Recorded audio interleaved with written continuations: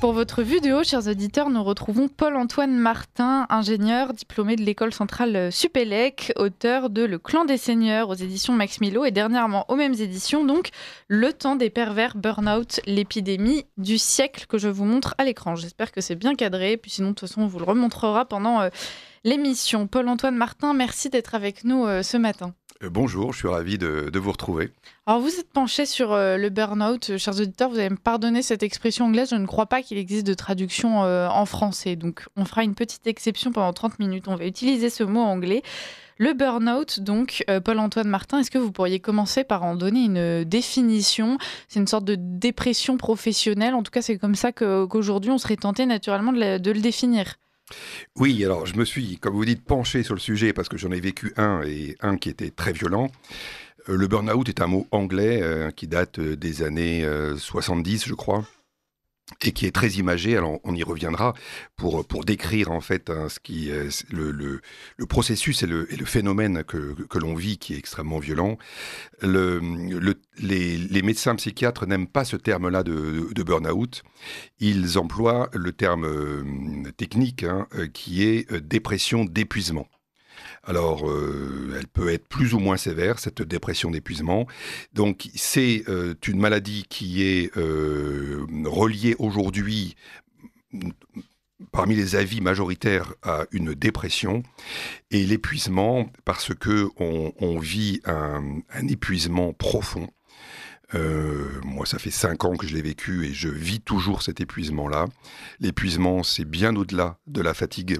C'est l'incapacité à faire quoi que ce soit, à la fois physiquement et psychiquement. Voilà, donc c'est quelque chose d'extrêmement violent et qui vous affecte très, très profondément. On peut tomber en dépression pour des raisons très, très matérielles. En l'occurrence, le burn-out, il est plutôt induit par le comportement d'autres personnes, a priori. Oui, alors le burn-out, c'est relié à la sphère professionnelle. C'est comme je le disais tout à l'heure, une dépression d'épuisement professionnel. Et il est aujourd'hui clairement relié à la sphère du travail. Alors, le burn-out, c'est ce que je décris dans mon livre et j'ai voulu en faire quasiment un manuel. Alors, ça se lit comme un roman et j'ai voulu l'écrire comme un roman pour que ça se lise facilement. Mais j'en ai fait quasiment un manuel de compréhension à la fois du burn-out, du harcèlement, et puis de l'immense hypocrisie qui existe autour du burn-out et du traitement du burn-out. Alors, il est induit par autrui, effectivement. Le burn-out, vous le vivez, vous vivez une bascule extrêmement violente. Alors, on va peut-être y revenir pourquoi ça arrive, mais vous le vivez parce que vous êtes mené dans un état de stress intense, vraiment hors du commun, cumulé à une situation dans laquelle vous êtes plongé et qui est en permanence paradoxale.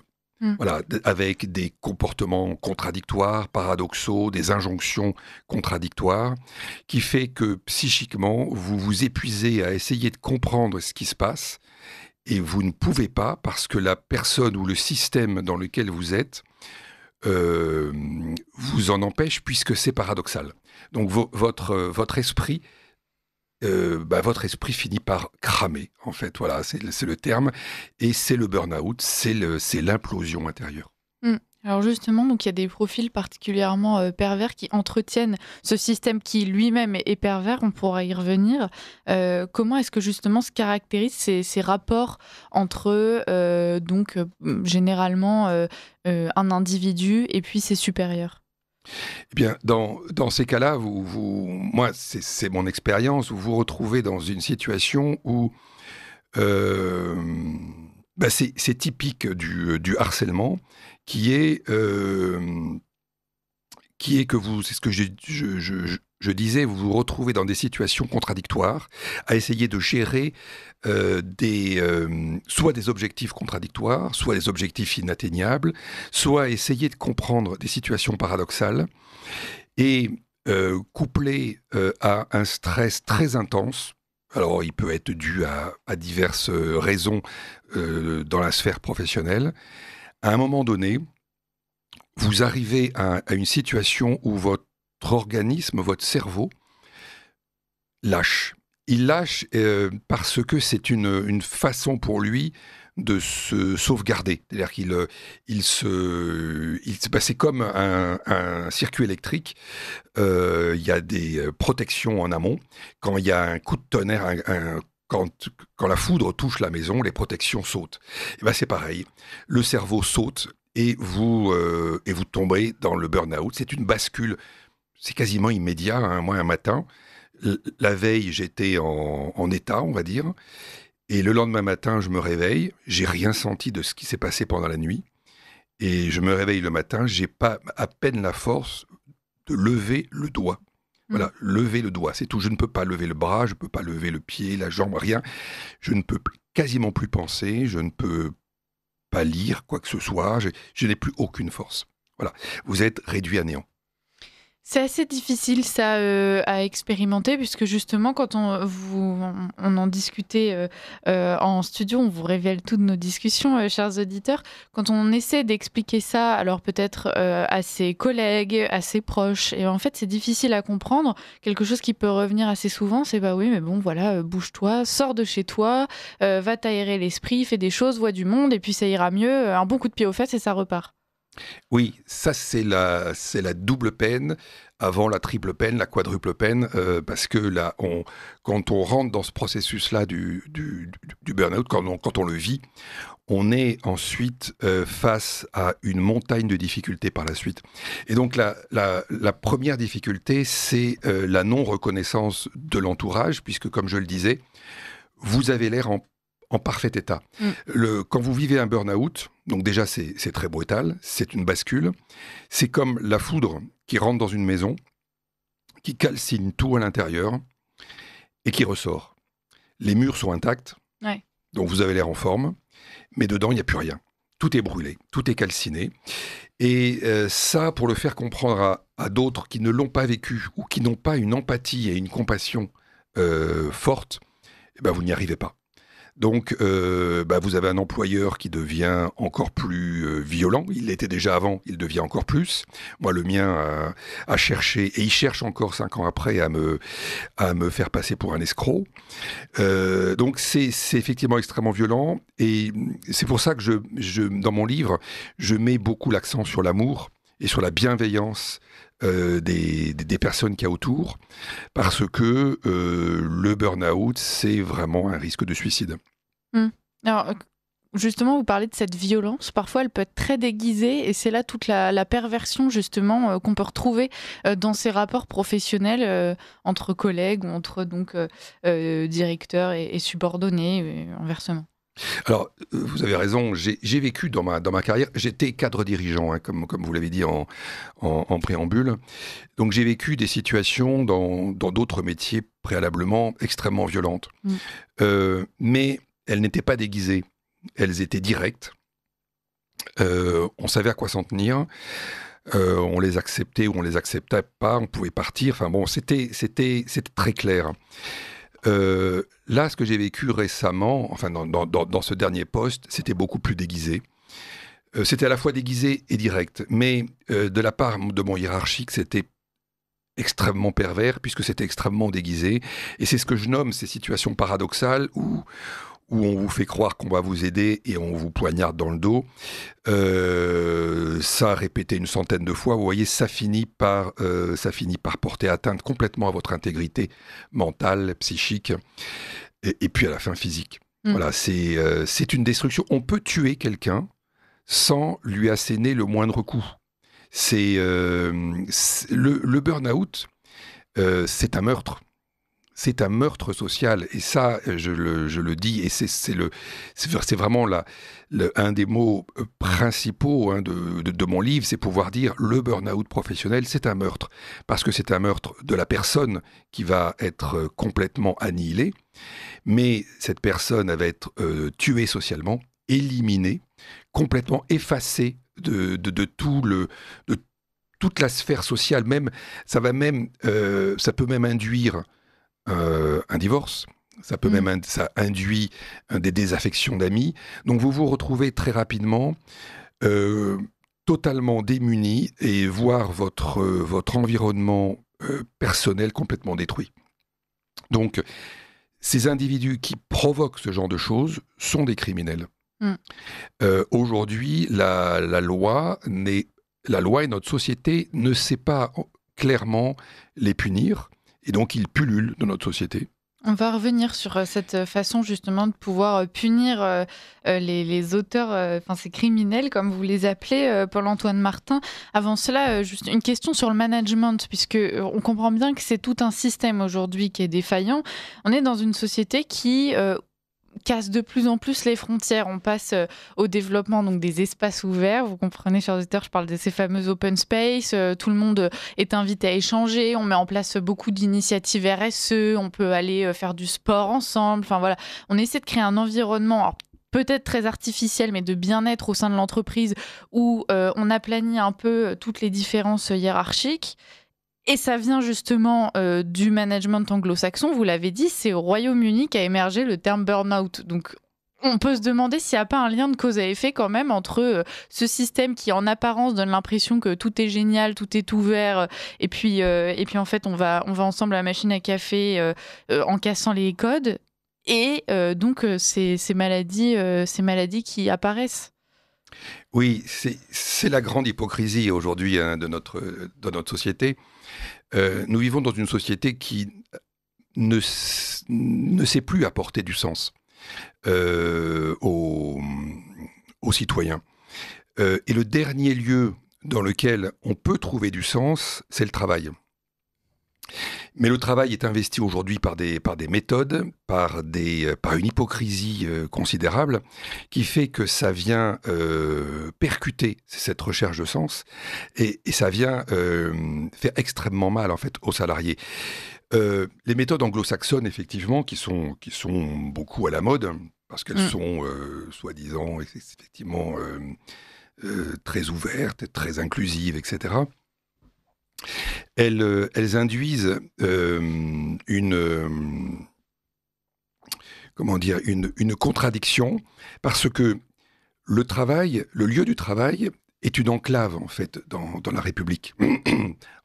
Prenons-le en France, c'est une enclave dans la République, puisque c'est un lieu où les droits, alors c'est pas un jugement de valeur que je porte, mais c'est un fait, les droits fondamentaux du citoyen ne sont pas respectés. La liberté d'expression n'existe pas. On peut pas s'exprimer clairement. Donc, on subit cette hypocrisie dont vous parliez, ces méthodes qui sont là pour faire équipe, pour répondre au label RSE, au label qualité, etc. Moi, j'ai vécu dans des sociétés dans lesquelles j'ai vu peu de gens y croire. Par contre, ils étaient obligés de s'y astreindre. Et même des managers, beaucoup de managers n'y croient pas, mais vont souscrire aux démarches RSE qui se plient, qui acceptent, qui permettent la manipulation et le mensonge. Vous voyez, le manager, moi, qui m'a causé ce que j'ai vécu et que je décris dans mon livre de façon clinique, il est aujourd'hui considéré comme manager exemplaire. Et quand je me suis tourné vers la FNOR pour leur expliquer qu'il y avait une erreur tout de même dans leur façon de décerner ce genre de label, parce qu'il est RSE exemplaire, c'est quand même, on peut difficilement faire mieux. Donc RSE exemplaire, concrètement, il met des gobelets en carton recyclé dans sa cafétéria, il organise des team building, voilà, il y a ça, mais il y a aussi des valeurs d'exemplarité, il y a des valeurs de management exceptionnelles, il y a des pratiques extrêmement respectueuses des individus, etc. Donc, il y a 7 grands axes, en fait, dans la RSE. Il y a effectivement un aspect environnemental, mais il y a un aspect aussi management et respect de l'individu. Et bien, il est exemplaire dans ces niveaux-là. Et ce que je raconte dans mon livre, c'est complètement orthogonal à tout ça. Eh bien, moi, le haut management de l'AFNOR, quand je leur ai exposé tout ça, et appuyé par des décisions de justice, parce que j'ai gagné plusieurs instances en justice, ben on m'a répondu, parce qu'on ne savait plus répondre, mais nous, on n'est pas un organisme de police. Et donc, il est toujours, aujourd'hui, ce manager considéré comme exemplaire. Ouais, c'est-à-dire exemplaire, donc qui peut servir de modèle. C'est peut-être ça le drame. C'est en fait, il est exemplaire, c'est un modèle, ouais. Mais ce que j'explique aussi, et c'est le pervers du pervers dans notre système, c'est que la RSE finit, pour certains, par devenir un blanchiment de management toxique. Je suis RSE exemplaire, donc je suis quelqu'un de super bien. Et donc, toutes les mauvaises pratiques sont effacées. Comment est-ce qu'on fait pour s'en sortir, Paul-Antoine Martin, une fois qu'on a fait un burn-out et voilà, qu'il y a une fracture avec le monde professionnel, avec ses patrons, ses collègues, parfois avec sa famille? C'est exactement ce que vous dites, hein, la fracture est totale. Alors, comment on s'en sort? Eh bien, on s'en sort très lentement, il faut être très combatif. C'est pour ça que mon livre est aussi un message d'espoir et d'espérance, pour montrer qu'il faut être combatif, et donc je donne quelques pistes pour se défendre, comment faire reconnaître la maladie professionnelle, comment aller en justice ensuite, et je donne des adresses d'avocats extraordinaires que j'ai côtoyés. C'est absolument fondamental d'avoir d'excellents avocats. Moi, j'ai eu des avocats qui ont mangé tout cru, on va dire, hein, n'ont fait qu'une bouchée de mon employeur sur les différentes instances que je décris. Et c'est très, très important d'avoir des gens extrêmement spécialisés. Vous vous sentez à ce moment-là soutenu. C'est important de faire reconnaître par la justice. Et puis, ce qui est fondamental dans la sphère privée, c'est effectivement d'être entouré d'amour. Entouré d'amour, entouré de bienveillance. Alors ça, c'est pas non plus, comment dire, quelque chose que l'on peut... c'est pas un claquement de doigts qui fait ça, mais je le dis pour ceux qui accompagnent les gens qui vivent un burn-out. Il faut beaucoup d'amour, beaucoup de bienveillance, il faut comprendre. Il faut effectivement beaucoup d'empathie et de compassion, parce que c'est absolument fondamental pour revivre, on va dire. Parce que la vie après n'a plus rien à voir avec la vie d'avant. Alors, ma vie d'aujourd'hui est sans commune mesure différente de la vie d'avant, mais le burn-out aussi, c'est ce que je décris, et c'est aussi le renversement incroyable que j'ai pu vivre, que je propose de vivre à ceux qui vivent le burn-out, c'est d'aller au plus profond du burn-out. Quand vous êtes dans la détresse la plus totale, il y a une lumière qui vous permet de vous en sortir. Alors non pas que toutes les séquelles vont disparaître, parce que chez moi, elles y sont toujours, et je ne sais pas si je les garderai pas à vie. Mais il y a le burn-out, comme je le disais, donc calcine tout ce qui est à l'intérieur, mais ça calcine aussi tout ce qui était attachement à des mauvaises valeurs, on va dire, auparavant. Et donc aujourd'hui, je suis un homme infiniment plus libre qu'auparavant. Et ça enrichit la vie de façon immense. Oui. Le burn-out vise principalement les personnes qui, justement, ont ces fameuses valeurs chevillées au corps. Vous preniez un exemple assez amusant en studio tout à l'heure. Je vous laisse peut-être reparler de ces fameux hommes politiques. Oui, alors... mais préalablement, ce que je veux dire, et c'est ce à quoi vous faites allusion, j'ai voulu décrire ou définir quelles sont les personnes qui peuvent être touchées par le burn-out. Qui sont des cibles, en fait. Qui sont des cibles, oui, qui peuvent être frappées par le burn-out. Parce que tout le monde n'est pas, entre guillemets, touchable par le burn-out. Il y a ceux qui... moi, ce que j'ai défini dans mon livre, c'est quand il y a quelque chose à casser en vous, vous êtes potentiellement une cible du burn-out. C'est-à-dire quand vous avez des valeurs, quand vous êtes intègre, honnête, quand vous croyez aux objectifs qu'on vous assigne, quand vous croyez en la sincérité d'autrui, quand vous cherchez du sens dans votre travail, là, effectivement, si vous êtes soumis à un stress intense, un jour, alerte. Alerte, parce que vous pouvez à ce moment-là vous casser. Et c'est ça le burn-out. C'est à un moment donné, vous êtes cassé de l'intérieur. Par contre, ceux qui sont des menteurs, ceux qui sont des manipulateurs, ceux qui se plaisent dans la compromission permanente et qui peuvent changer d'avis du jour au lendemain avec la même assurance, ils ne risquent rien, rien du tout. Eh bien, ce que je vous disais, effectivement, les Lieselotte en aparté tout à l'heure, c'était que, a-t-on vu des hommes politiques de carrière faire un burn-out alors qu'ils sont ils sont en permanence dans les injonctions contradictoires, ils sont dans un stress très fort? Non, il n'y en a aucun.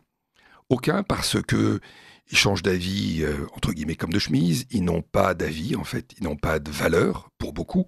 Ils font croire qu'ils en ont, mais ils en ont très peu.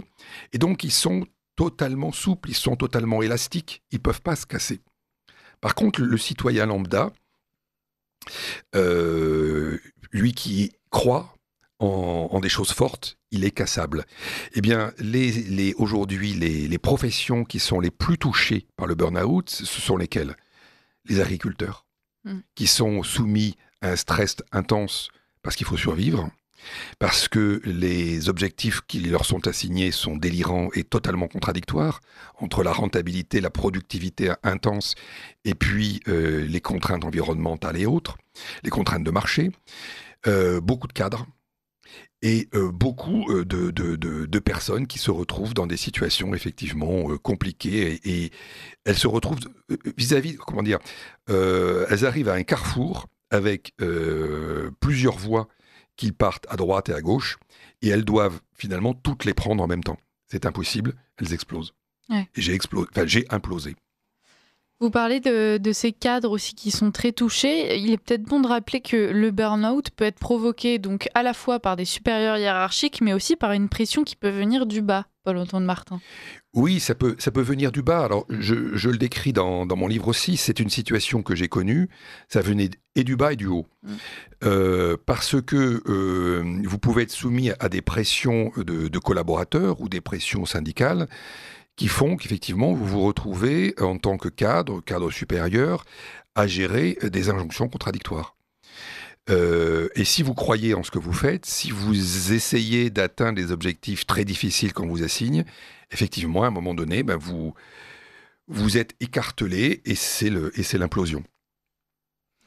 Comment est-ce qu'on fait pour changer le système, Paul-Antoine Martin? Est-ce que c'est toute la façon d'aujourd'hui de gérer une équipe, de concevoir le monde du travail qui est à revoir? Est-ce que peut-être qu'une simple amélioration de la prise en charge médicale et juridique, donc avec des sanctions à la clé, pourrait arranger le problème? Voilà, comment est-ce qu'on va au fond des choses? Parce que vous nous avez expliqué individuellement aussi comment est-ce qu'on pouvait s'en sortir, mais si on veut réformer les choses, vous voyez, je parle comme une politicienne. C'est bien. Comment est-ce qu'on fait? C'est bien, mais c'est un des buts de mon livre. C'est à la fois de parler aux victimes, de parler aux aidants de victimes, mais aussi de parler aux politiques. Et réformer le système, en fait, faire que ça aille mieux, parce que c'est en France que ça va le plus mal. C'est en Europe, la France est dernière, ou dans les tout derniers. Donc la situation est très grave. Le burn-out, ce sont des centaines de milliers de personnes en France. Des centaines de milliers de personnes. Qui ne le savent peut-être même pas elles-mêmes, d'ailleurs, qu'elles sont en situation de burn-out. Oh, si vous le savez, parce que vous êtes tellement détruit que vous savez... Alors, vous savez peut-être pas nommer que c'est un burn-out, mais vous savez que vous êtes dans un état détruit. Et peut-être qu'on sous-estime. On se dit, bon voilà, je vais me reposer, je vais aller prendre le verre pendant une semaine ou deux, et puis je reviendrai... Oui, alors on peut sous-estimer, mais quand vous êtes dans l'épuisement, c'est très au-delà de la fatigue. Vous ne pouvez plus rien faire. Eh bien, réformer, il y a une seule solution, et c'est ce que je dis et je clame très fort dans mon livre, c'est la reconnaissance en maladie professionnelle par mise en place, par reconnaissance du burn-out comme maladie professionnelle dans le tableau des maladies professionnelles. C'est fondamental parce qu'aujourd'hui, c'est à peu près 1000 reconnaissances par an et encore, peut-être quelques centaines, et c'est peut-être une centaine, voire des centaines de milliers de burn-out par an. Donc tous les gens qui ne sont pas reconnus en maladie professionnelle, qui ne peuvent plus retravailler et qui n'ont à ce moment-là plus aucun revenu, parce que moi la chance que j'ai, c'est que j'étais reconnu en maladie professionnelle et que aujourd'hui mon employeur est reconnu comme fautif de faute inexcusable, ce qui est très grave, eh bien même s'il va en cassation, parce qu'il veut faire durer, et ça fait partie du harcèlement post-burnout, c'est odieux, eh bien, tant que c'est pas reconnu en maladie professionnelle, vous n'avez plus aucune ressource. Et si vous pouvez plus travailler parce que vous êtes épuisé, moi je suis aujourd'hui considéré comme invalide. Alors, j'ai pas l'air d'être invalide, parce qu'on imagine que l'invalide, il peut plus marcher, il est dans un fauteuil roulant, il est, enfin bon. Ou même vous nous parlez d'épuisement, on imagine quand même que vous êtes, je sais pas, un homme assez négligé. Enfin, ça doit se marquer sur votre visage. En fait, non. Enfin, je rassure les auditeurs qui ne nous voient pas en vidéo. Paul-Antoine Martin n'est pas négligé. Merci. Non, mais effectivement, il y a des a priori d'imaginaire, effectivement, qui fait que on peut se dire que non, une personne invalide, elle est au fond d'un fauteuil roulant. Eh bien non. Moi, je suis invalide à un degré important. J'ai été reconnu pour tout un processus extrêmement sérieux, invalide. Et aujourd'hui, eh bien, si on ne l'est pas et qu'on ne peut plus retravailler, si on ne suit pas tout ce processus-là, on est fichu et on devient un précaire. On ne peut plus assumer. On ne peut plus assumer sa vie. Donc, il est fondamental à la fois la reconnaissance de la maladie professionnelle, mais aussi de faire en sorte que ces criminels soient jugés et reconnus criminels. Aujourd'hui, faire condamner un de ces criminels au pénal, c'est extrêmement difficile et ça coûte une fortune. Ouais. Ce qui est terrible, c'est que vous nous le disiez, ce qui est attaqué quand justement donc, on se retrouve... dans une situation de burn-out, généralement, ce sont les valeurs qu'on peut porter. Aujourd'hui, il y a un problème aussi, c'est ces fameuses valeurs qui deviennent absentes du monde du travail. Et pourtant, on n'a jamais autant entendu parler de ces fameuses valeurs. On a des entreprises qui pondent carrément des documents pour expliquer en quoi elles sont donc responsables. On parlait de toutes ces normes RSE. Aujourd'hui, les valeurs fondamentales qui devraient se retrouver dans le monde du travail, elles sont désormais absentes parce qu'en fait, c'est des valeurs même qui devraient être juste plus généralement humaines. Enfin, je veux dire, la dignité, le respect, la droiture. C'est juste le respect de la dignité. C'est juste le respect de sa parole, juste être droit avec autrui. C'est juste très simple. Alors, effectivement, comme vous dites, c'est un peu le mot la culture, moins on en a, plus on l'étale. Là, c'est pareil. Ouais. Les valeurs, moins on en a, plus on les étale et plus on en parle. Et ce sont les valeurs fondamentales qui ont disparu. C'est-à-dire qu'on se raccroche à des petits artifices, mais le fond du bloc... C'est complètement dissous. Parce que l'humain n'est plus reconnu aujourd'hui. Ouais. On est dans une société où on nous parle de plus en plus de transhumanisme, etc. La personne humaine est chosifiée. Aujourd'hui, le travail fait que la personne, elle est devenue inconsommable dans le travail. Elle est une ressource humaine. Elle est inconsommable. Le mot ressource humaine, il appartient au langage très courant. Mais quand on s'arrête dessus, qu'est-ce que ça veut dire ? On est une ressource. Comme en fait, la ressource de la voiture, c'est du carburant, on est du consommable.